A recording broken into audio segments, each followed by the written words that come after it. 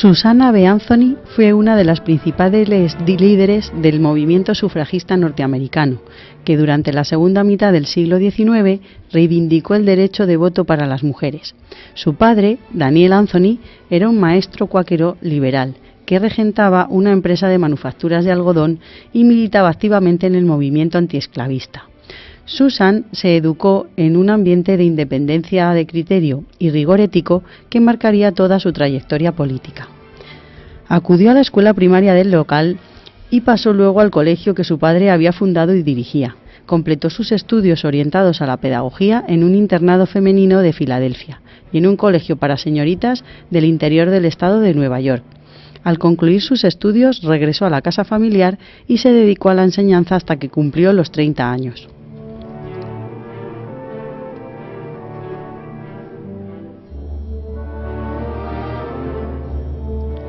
Su activismo político se inició en sus años de formación, guiada por el ejemplo de sus padres. En 1848 se unió al movimiento antialcohólico o movimiento pro temperanza, en el que militó durante 5 años. En él tomó conciencia de las limitaciones que el hecho de ser mujer implicaba, incluso en el seno de una organización reformista liberal, y sintió la necesidad de crear un grupo exclusivamente formado por mujeres, la Sociedad Femenina.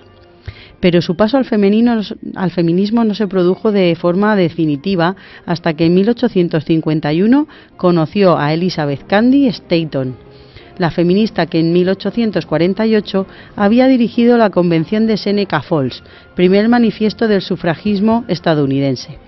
Stanton se convertiría en su compañera inseparable y ambas encabezarían el feminismo norteamericano durante las siguientes 5 décadas.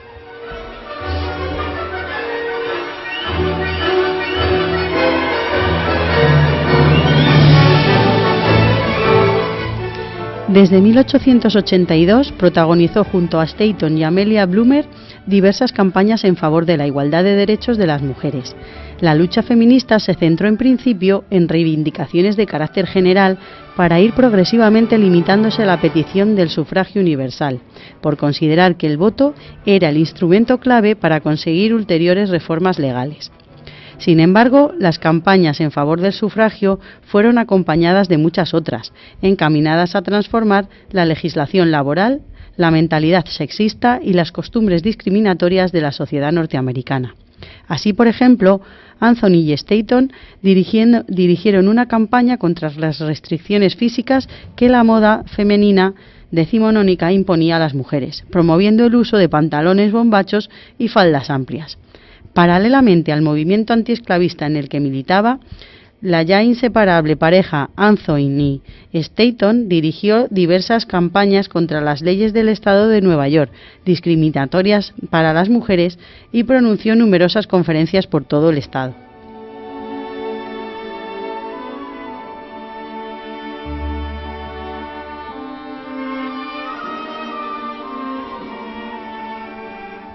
Tras la guerra, las mujeres que habían participado en el movimiento abolicionista comprendieron que la consecución de sus fines propios, la igualdad de derechos para las mujeres, era una lucha que debían emprender por separado, sin contar con el apoyo de sus compañeros antiesclavistas, muchos de los cuales no aprobaban el activismo político femenino.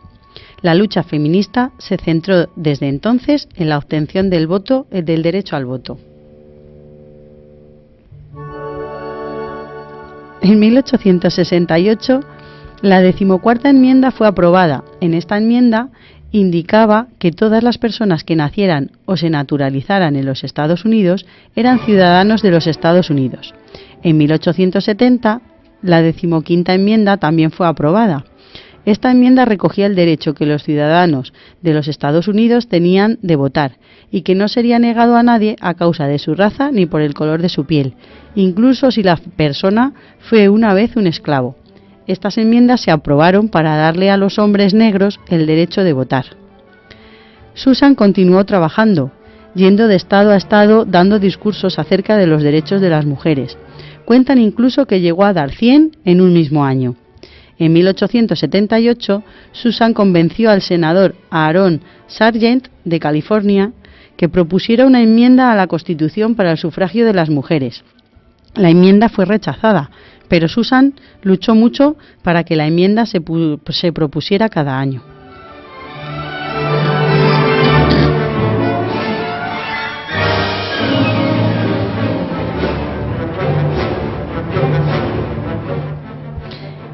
En el 13 de marzo de 1906, Susan B. Anthony murió en Rochester, Nueva York.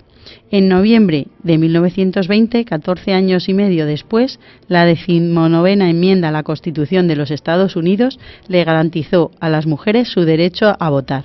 El sueño de Susan se había realizado finalmente.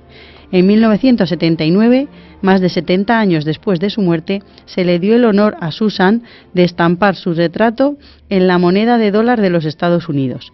Gran ejemplo de perseverancia en sus objetivos, que sirva de modelo para las generaciones actuales y venideras.